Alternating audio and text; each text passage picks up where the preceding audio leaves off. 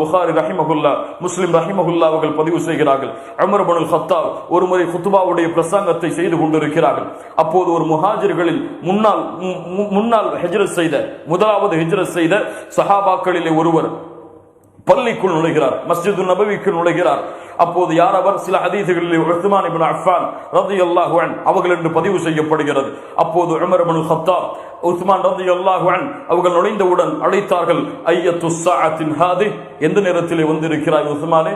ஹுத்பா போய் சென்று கொண்டிருக்கிறது, இந்த நேரத்தில் வருவது ஏன் இந்த தாமதம் என்று கேட்கிறார்கள். ஹுத்பாவுடைய பிரசங்க மேடையில் நின்று கொண்டு லா இலாஹ இல்லல்லாஹ் என்று தொழுகைக்கு யார் கேட்பது?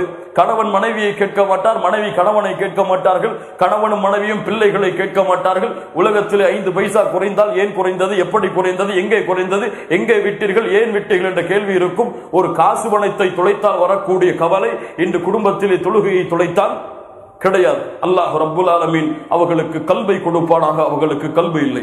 அல்லாஹ்வுடைய தூதர் ஸல்லல்லாஹு அலைஹி வஸல்லம் உடைய பின்பற்றுதலை கொண்டு உமர் இப்னுல் கத்தாப் உஸ்மானை பார்த்து கேட்டார்கள், உஸ்மானே ஏன் இந்த தாமதம்?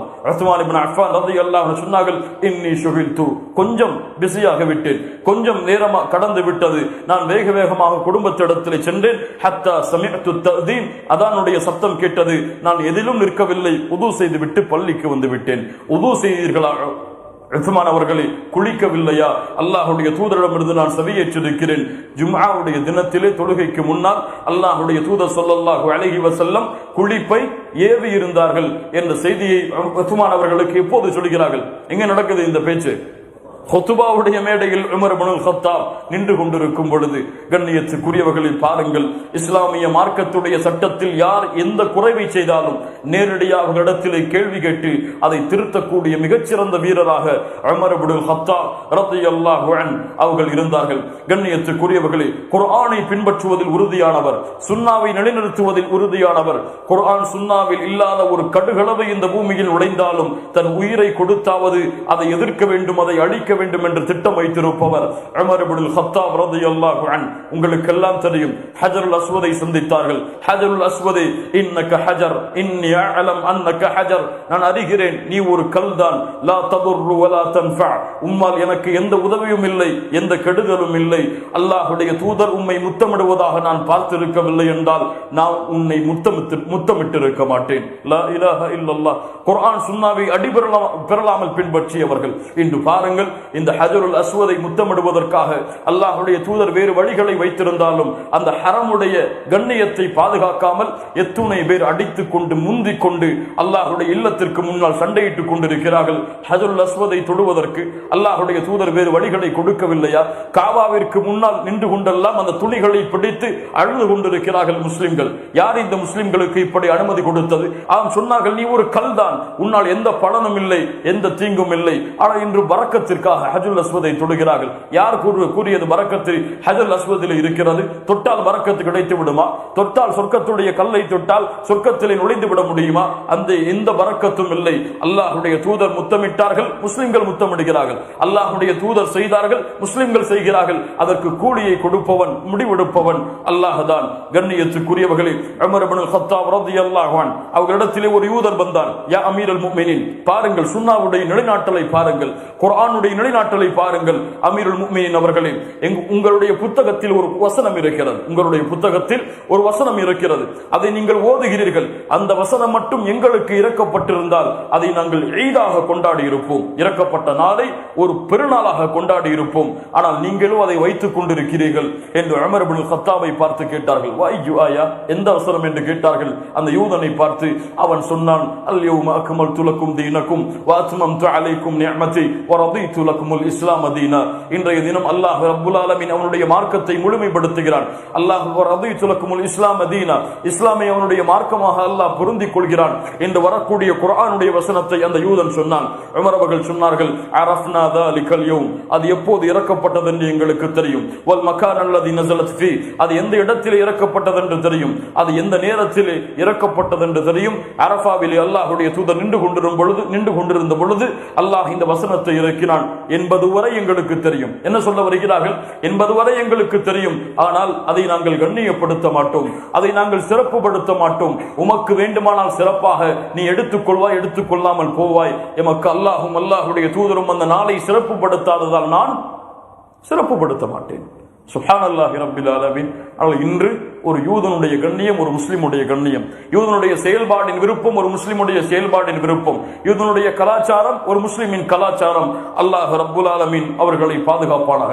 கண்ணியத்துக்குரியவர்களே, நீதியின் தலைவர், நீதிக்கு அல்லாஹுடைய தூதரிடமிருந்து பாடம் பயின்றவர், நீதிக்கு அபூபக்கர் சித்தீக் ரலியல்லாஹு அன்ஹு அவர்களிடமிருந்து பாடம் பயின்றவர் உமர் இப்னுல் கத்தாப் ரலியல்லாஹு அன்ஹு. கேளுங்கள் இந்த நிகழ்வை. உமர் இப்னுல் கத்தாப் ரலியல்லாஹு அன்ஹு அவர்களுடைய காலத்திலே மக்கா மதீனாவில் இருந்த ஒரு நிலத்தை ஜகாத்துடைய ஆடு மாடுகள் ஒட்டகங்கள் மேய்வதற்காக ஒரு வேலையை இட்டு வளைத்து வைத்திருந்தார்கள். அங்கே ஒரு பிரச்சனை வருகிறது. மற்ற ஜகாத் இல்லாத ஒட்டகங்கள், ஏழைகளுடைய ஒட்டகங்கள், ஆடுகளுடைய ஒட்டகங்கள் அங்கே நுழைந்து அந்த விவசாய நிலத்தில் மேய்வதற்கு அனுமதி உண்டா என்று. அப்போது அவர்களுடைய வேலையாளாக இருந்த, அவர்களுடைய அடிமையாக இருந்த ஹுனை என்ற நபித்தோழரை சந்தித்தார்கள் உமர் இப்னுல் கத்தாப். இமாம் புகாரி ரஹிமஹுல்லாஹ் பதிவு செய்கிறார்கள், யா ஹுனை முஸ்லிம்களுக்கு அநியாயம் செய்வதிலிருந்து உன் ரெக்கையை தாழ்த்திக்கொள். அநியாயக்காரனுடைய பிரார்த்தனையை அஞ்சிக்கொள். அல்லாஹ்விடத்திலே அநியாயக்காரனுடைய பிரார்த்தனை நிச்சயமாக அங்கீகரிக்கப்படும்.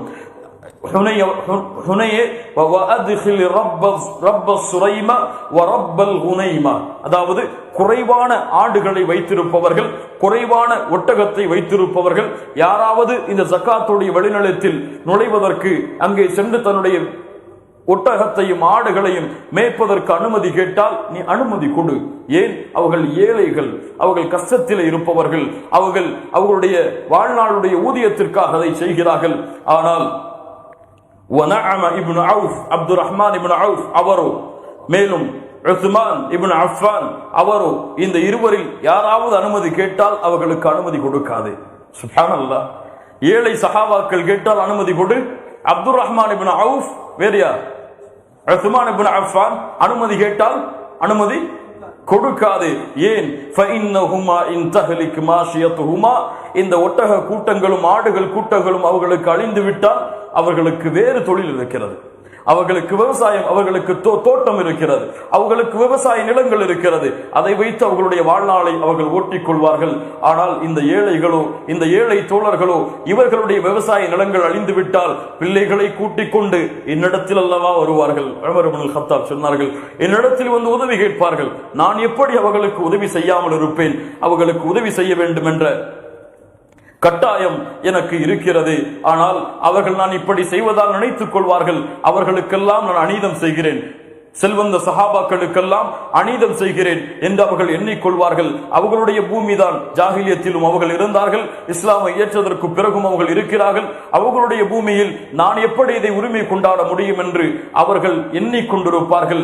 ஆனால் வல்லதி நஃப்ஸி பியதி, என் உயிர் யாருடைய கரத்திலே இருக்கிறதோ அவன் மீது சத்தியமிட்டு சொல்கிறேன், அல்லாஹ் ரப்புல் ஆலமீன் அவனுடைய பாதையில் கண்காணிக்கப்பட வேண்டும் என்று இந்த நிலங்களையும் இந்த செல்வங்களையும் எனக்கு ஒப்படைத்திருக்கவில்லை என்றால் அனைத்து அவர்களுடைய பூமிகளையும் ஒரு ஜானளவும் எடுக்காமல் அவர்களிடத்தில் நான் ஒப்படைத்திருப்பேன் என்று உமர் இப்னுல் கத்தாப் ரலியல்லாஹு அன்ஹு அவர்கள் சொன்னார்கள். ஏழைகளுடைய கஷ்டத்தை உணரக்கூடிய தலைவர், ஏழைகளுடைய சிரமத்தை உணரக்கூடிய தலைவர், ஏழைகளுக்கு இப்படிப்பட்ட நிலைமை வந்துவிட்டால் என்ன ஆகும் என்று துடிக்கக்கூடிய தலைவர் இந்த உலகத்திலே உமரை போன்று அல்லாஹ்வுடைய தூதருக்கு பிறகும் அபூபக்கருக்கு பிறகும் யாரை காட்ட முடியும்? மூமின்களே, உலகத்தின் எந்த தலைவராக இருந்தால் அந்த உமர் இப்னுல் கத்தாப் ரலியல்லாஹு அன்ஹு நீதியின் தலைவர். தன் மகன் தவறு செய்தாலும் தண்டனை கொடுப்பார்கள். தன் அரசாங்கத்தில் எந்த ஒரு மந்திரி தவறு செய்தாலும் அவரை அழைத்து வந்து அதே தண்டனையை நிறைவேற்றுமாறு பணிப்பார்கள்.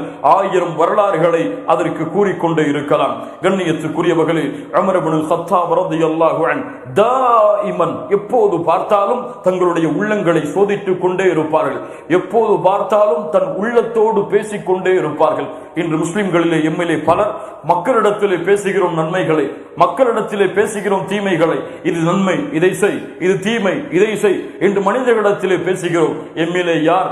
தன்னிடத்திலே பேசியவர்கள், அவர்களுடைய உள்ளத்திடத்திலே பேசியவர்கள், அவர்களுடைய உள்ளத்திடத்திலே அந்த செய்திகளை எடுத்து வைத்தவர்கள் ஆம் உமர் இப்னுல் கத்தாப் ரலியல்லாஹு அன்ஹு அவர்கள் சொல்லுவார்கள், இப்னுல் கத்தாப், இப்னுல் கத்தாப், நீ பலகீனமானவனாக இருந்தாய், அல்லாஹ் உன்னை உயர்த்தினான். நீ வழிகேட்டிலே இருந்தாய், அல்லாஹ் உமக்கு நேர்வழி காட்டினான். நீ பலகீனமானவராக இருந்தாய், அல்லாஹ் உனக்கு கண்ணியத்தை கொடுத்தான், முஸ்லிம்களுடைய ஆட்சியை கொடுத்தான். இதில் நீ குறைவு செய்து விட்டால் வமாதா தகூலு லிரப்பிக கதன் யா உமர் இப்னுல் கத்தாப், வமாதா தகூலு லிரப்பிக கதன், நாளை மறுமையில் அல்லாஹ் இதை குறித்து உன்னிடத்திலே கேட்டால் என்ன பதில் சொல்லுவாய்? உமர் அவர்களுடைய ஒட்டுமொத்த வாழ்க்கையும் சூழ்ந்த ஒரு கேள்வி, உமர் அவர்களுடைய ஒட்டுமொத்த வாழ்க்கையுடைய துறைகளையும் ஆட்டி படைத்த ஒரு கேள்வி. உமர் அல்லாஹ்விடத்திலே இறையச்சமுடையவர்கள் சிறந்தவராக இருந்தார். இந்த கேள்வியை கொண்டு உமர் இப்னுல் கத்தாப் இந்த உலகத்திலே சிறந்த தலைவர்களில் ஒருவராக திகழ்ந்தார். இந்த கேள்வியை கொண்டு வமாதா தகூலு லிரப்பிக கதன் யா உமர், நாளை மறுமையில் அல்லாஹ் உமக்கு இதை குறித்து கேள்வி கேட்டால் என்ன பதில் சொல்லுவாய் என்று உமர் இப்னுல் கத்தாப் ரலியல்லாஹு அன்ஹு அவர்கள் கேட்டுக்கொண்டே இருப்பார்கள்.